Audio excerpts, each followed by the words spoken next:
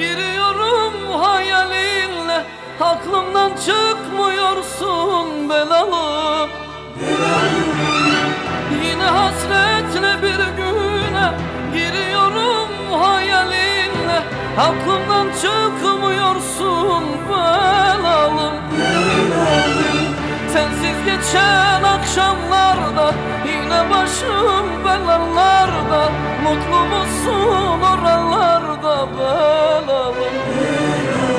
Belalım yaban çiçeğim belalım, aşkım gerçeğim belalım, tek sevdiceğim belalım. Ah yaralım belalım, yaban çiçeğim belalım, aşkım gerçeğim belalım, tek sevdiceğim belalım.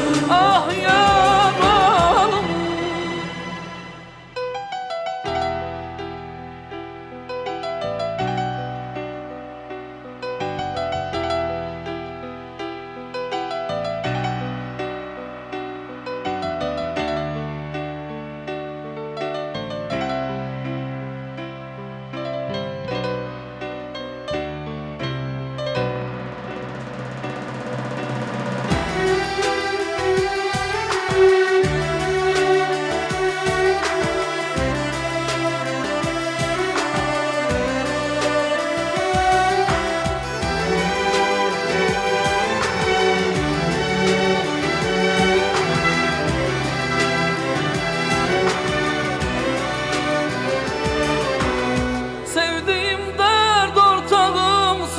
Hazanımsın, baharımsın, sen benim tek varlığımsın belalım.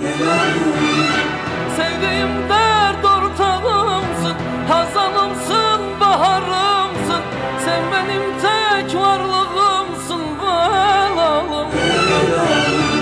Sensiz geçen akşamlarda yine başım belalarda, mutlu musun oralarda belalım? Belalım yaban çiçeğim belalım, aşkım gerçeğim belalım, tek sevdiceğim belalım. Ah yaralım belalım, yaban çiçeğim belalım, aşkım gerçeğim belalım,